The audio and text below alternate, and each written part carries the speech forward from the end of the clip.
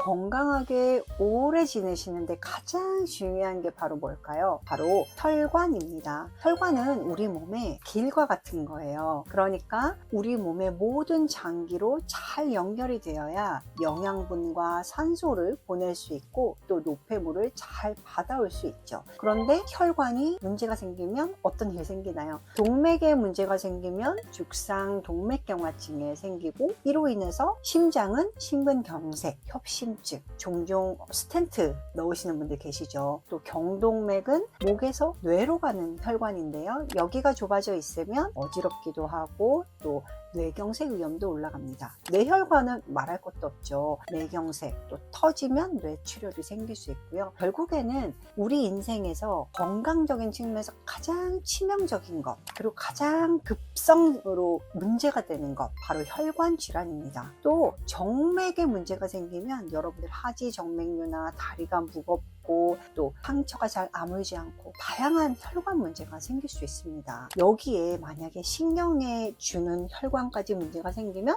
저린 증상도 생길 수 있고요. 계속 불편할 수 있습니다. 삶의 질이 떨어지는 거죠. 이 혈관 건강과 관련해서 아주 유명한 가이드라인이 10년 만에 바뀌었습니다. 우리나라도 바뀌었는데요. 어떤 게 바뀌었는지 제가 한번 설명드리고, 이미지도 정말 최신스럽게 많이 바뀌었어요. 제가 그대로 가지고 와서 질병관리청 자료를 그대로 보여드리면서 설명드릴 테니까 종종 이거 내가 모르냐? 라고 생각하실 수 있는데요. 계속 저는 말하면서 여러분들이 계속 리마인드하고, 그러면 마음속에 약간의 죄책감을 가지고 조금 덜 하시다 보면 조금씩 좋아지는 모습을 발견하실 거예요. 특히 50대 이상이시면 꼭 한번 한 달에 하나씩 지켜보시기를 바랍니다. 잘 들어보세요. 첫 번째는 뭐니 해도 담배입니다. 이게 사실 심혈관 질환 예방 수칙이 10년 만에 개정이 됐는데 그 전에는 담배를 끊으라고 했었거든요. 근데 아예 이제 시작을 하지 말라는 걸로 권고가 바뀌었습니다.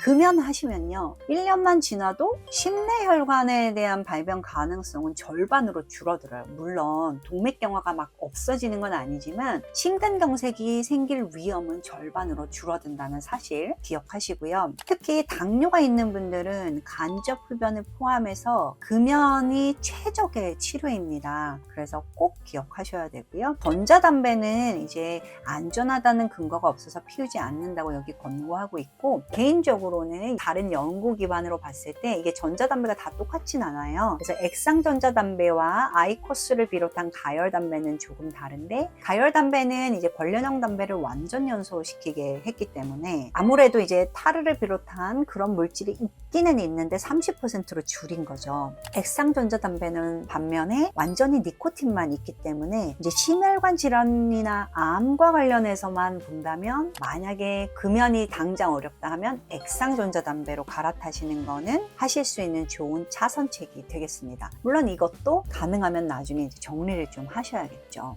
제가 보니까 한번 죽을 뻔 하시거나 응급실에 한번 실려가시면 담배를 끊게 되시긴 하시더라고요. 근데 그렇게 되기 전에 끊으시는 게 얼마나 좋겠습니까? 가족도 있고 나 자신을 위해서도 올해는 이제 담배를 좀 끊어보자. 아예 안 태우셨던 분들은 쳐다도 보지 말자, 이렇게 생각하시면 좋겠고요. 두 번째 생활 수칙은 술입니다.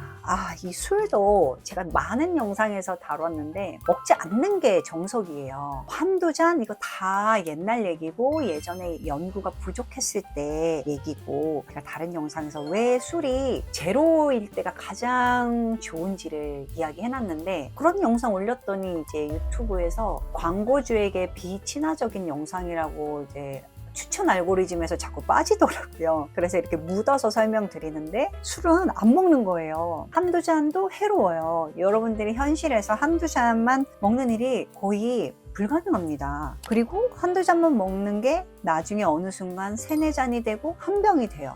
그래서 연구와 현실은 다르다. 그리고 우리나라는 여전히 고위험 음주 포금하시는 분들이 많고요. 이 술은 독극물이죠. 부정맥을 일으킵니다. 가끔 가슴이 두근두근 거리는 분들 오시는데, 치료를 해야만 하는 부정맥으로 바뀌게 되는 계기는 대부분 포금이나 과음 이후입니다. 그래서 술은 심장 건강에도 안 좋을 뿐 아니라 뭐 간, 뇌 이런 건 말할 것도 없으니까 다른 제 영상에서 참고하시고요. 그리고 중풍, 뇌졸중 원인이죠. 뇌경색, 뇌출혈에도 아주 지대한 원인이 되기 때문에 술은 안 먹는다.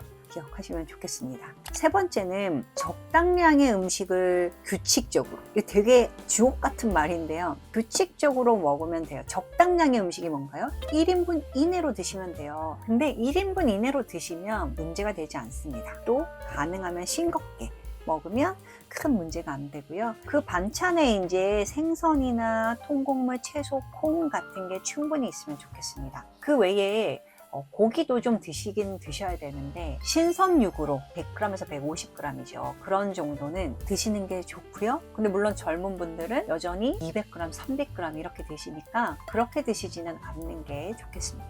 또 네 번째는 운동인데요. 여기 보시면 매일 하라고 돼 있어요. 매일 하셔야 돼요. 물론 주 1, 2회 정도도 충분히 좋은데요. 주 1, 2회 하시면 건강수명이 한 5년 이내로 늘어날 수 있지만 매일 하시면 20년까지 늘어날 수 있다고 되어 있거든요. 그러니까 가능하면 매일 하시고 오래 앉아있지 않도록 그 엉덩이 피부에게 공기를 좀 쐬어주시는 게 건강의 지름길입니다. 그리고 만약에 30분을 한 번에 다 하기 어렵다 하면 10분씩 쪼개서라도 하시는 게 필요하시고요. 필이 꽂히셔서 등산 이런 거 사이클하고 몸져 누르지 마시고 내가 할 수 있는 범위에서 꾸준히 하시는 게 필요하겠습니다. 다섯 번째는 체중 이야기를 안 할 수가 없는데요. 우리나라 분들이 50대 이후의 비만율이 상당합니다. 물론 이제 소화 비만도 문제지만 그래서 특히 전체적인 체중이 막 그렇게 늘진 않더라도 허리둘레가 너무 늘어나는 경우가 많아요. 내장 지방. 그래서 허리둘레를 특히 신경 쓰셔야 되고요. 복부 비만이 뇌졸중이나 심장병의 원인이 되고 그 병이 걸렸을 때 사망률을 높이게 됩니다. 기억하시고요. 여섯 번째는 이제 스트레스 얘기인데요. 스트레스 자체가 어떤 질병의 원인이 되진 않지만 이게 관리가 잘 안 되시고 너무 거기에 반응을 많이 하시면 심장병에는 원인이 될 수 있습니다. 그래서 부정맥이나 동맥경화 위험을 높이고 또 더 문제는 이제 스트레스를 받으셨을 때 운동 같은 걸로 푸시지 않고 대부분 담배를 태우거나 술을 너무 많이 드시거나 음식을 너무 많이 먹는 걸로 풀기 때문에 그러면 더 악화가 되는 거죠. 또 이 스트레스로 인해서 불안하거나 우울한 감정 때문에 집에만 누워 계시거나 아니면 담배를 계속 더 많이 태우거나 이러면 또 다른 질병이 생길 위험이 올라갑니다. 그래서 스트레스를 관리해야 되는데 이 스트레스 관리는 이제 쉬운 이야기는 아닌 것 같아요. 제가 따로 영상을 준비해 놨으니까 보시면 좋을 것 같고요. 일곱 번째는 결국에는 우리나라 분들 대부분이 열의 9은 만성질환으로 돌아가시기 때문에 특히 이제 중풍이나 심장병, 암 이런 걸로 돌아가시죠. 그러니까 미리 이제 확인하시는 게 좋은데요. 특히 이제 중풍이나 심장병은 어느 날 갑자기 생기는 병이 아니고 선행 질환이 있습니다. 항상 말씀드리는 고혈압, 당뇨, 고지혈증이 선행하는 질환이기 때문에 혈압, 혈당, 콜레스테롤을 정기적으로 측정하는 게 필요하시고요. 최근에는 30대 분들도 고혈압, 당뇨, 고지혈증이 생기는 추세가 있어서 거의 40, 50대부터는 매년 확인한다 이렇게 생각하시면 좋겠습니다. 그리고 만약에 고혈압, 당뇨, 이상지질혈증, 고지혈증이나 고중성지방혈증을 이야기하는 거죠. 이런 거를 진단받으셨으면 생활 습관을 통해서 웬만하면 약을 줄이려고 노력하시고 약을 드셔야 되는 경우에는 약을 잘 챙겨 드시는 게 중요합니다. 약을 먹어야 되는 분이 약을 먹지 않고 생활 습관만 신경을 쓰시거나 건강기능식품만 너무 열심히 하시는 건 순서가 잘못되신 거예요. 제가 항상 말씀드리는데 좋은 대학에 가려면 국영수를 일단 100점 맞고 그 다음에 다른 걸 잘해야 돼요. 그러니까 이미 약을 먹을 정도의 당뇨나 고지혈증이 되셨으면 약을 일단 드시고 기술의 발전을 활용하시고요. 그러면서 합병증을 안 생기게, 합병증이 중풍이나 심장병이거든요. 이런 거를 덜 생기게 만드신 상태에서 생활 습관을 유지하셔서 알약의 개수를 줄여나간다. 이게 가장 최적의 전략이라는 걸 잊지 않으셔야 됩니다.